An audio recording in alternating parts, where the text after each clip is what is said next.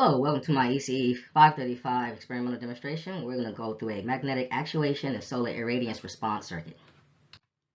So the project demo overview, we have a solar power system feeding LEDs, a Hall effect monitor which triggers a magnetic response and that affects a secondary load that's being fed through two current sensors, which is our monitoring, and we can visualize that in a processing GUI app that's connected to Arduino. So we did a FEM simulation of the magnet to show the field strength and how that affects the actual Hall sensor, and we have a Slayer exciter circuit just for fun, just to demonstrate electromagnetic induction. So the circuit layout can be better described in a video. If you want to see those details, feel free to click on the link below. For our hardware integration, we're going to go ahead and walk through the sequence of our circuit. We have a solar array driving a LED load, a Hall effect sensor position to be detected by a fridge magnet, which is going to actuate a response on a secondary load, which contains a buzzer, a step motor, and that step motor is going to indicate the presence of a magnetic field, and a servo motor, which is constantly sweeping for load continuity. And each of these loads are being served through its respective current sensor. Current monitoring. So we're now going to go into our first demonstration. We're going to illustrate loss of irradiation on a solar array by just basically de-energizing the source of light, energizing those panels. And once that's done, we should see the response on the circuit accordingly. A loss of irradiance due to cloud coverage on a solar array. So right now we have the solar cells currently powering these LED load. Like I mentioned before in an earlier video, and we have the processing GUI app in Arduino showing the current output through the current sensor. So right now we're operating about 172 milliamps. So when we remove the lighting source, this should thereby decrease the irradiance and decrease the electrical output.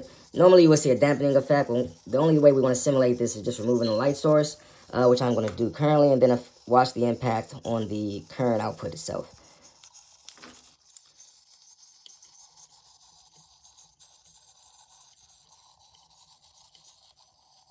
So right now we are looking at a dip in current at a near zero and a decrease overall. It's not quite zero, but it's at a near zero. So this effect is substantial enough to show that we had a decrease in current or output current. As you can see, the LEDs are no longer lit as the current source through the solar array is de-energized. Thank you. So we're now going into our second demonstration where we're going to show the effects of the Hall effect sensor on the secondary load, which is going to be triggered by a fridge magnet. And that's going to actuate a response on a load containing the step motor, the buzzer, and the servo motor. Hello, welcome back for our next demonstration. So in this demonstration, we're actually going to demonstrate the Hall effect sensor have an effect on the secondary load. Again, I told you I had this servo motor that's currently just in constant motion. And we have this step motor, which is also being served through the same circuit, which is a 5-volt source. Here, all connected on this rail. You kind of see it's tucked down in all those wires on the Arduino board. And we also have the buzzer that's hooked up to the Arduino as well. So when we actuate, or when we take this magnet close to the Hall sensor, and I'm going to show later on through FEM simulation that the edges of this magnet is where the electric field lines are mostly dense. So I'm going to put the edge of the magnet towards the sensor. It's going to actuate the step motor, which is going to indicate the presence of a magnetic field. And then we're going to observe that change on the graph. So on the graph, pretty much we have a Hall effect that's just being 1, and it's supposed to cause some sort of disturbance in the current sensing. So as I move this magnet close to this Hall sensor here, the LED should light.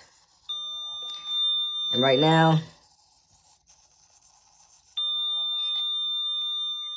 you see the motor actuated, and we are able to observe this disturbance in load. All right, thank you. So for our FEM magnetic simulation, we were able to simulate 2D magnetic fields from modeling a fridge magnet.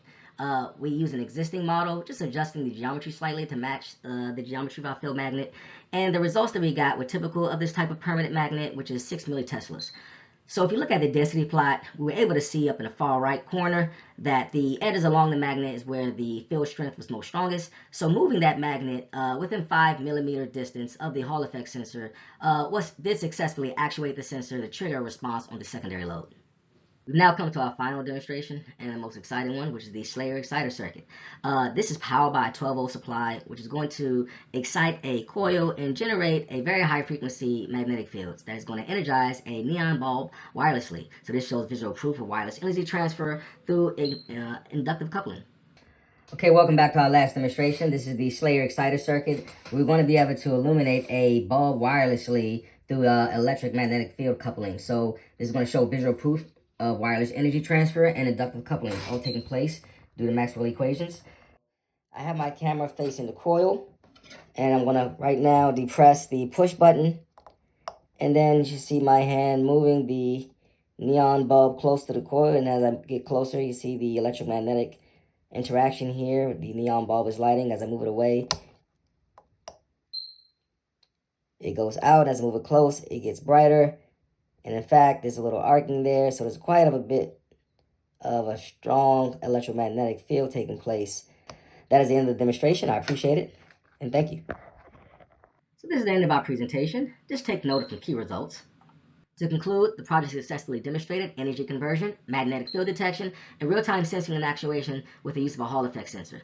The processor GUI app and FIM simulation strengthened analytical insights, and the Slayer excited circuit was a good visualization into high-frequency EM fields. So all of this is fully grounded in Maxwell's equations, which are principles we covered during the course, and the complete system merging hardware, software, and theory all together.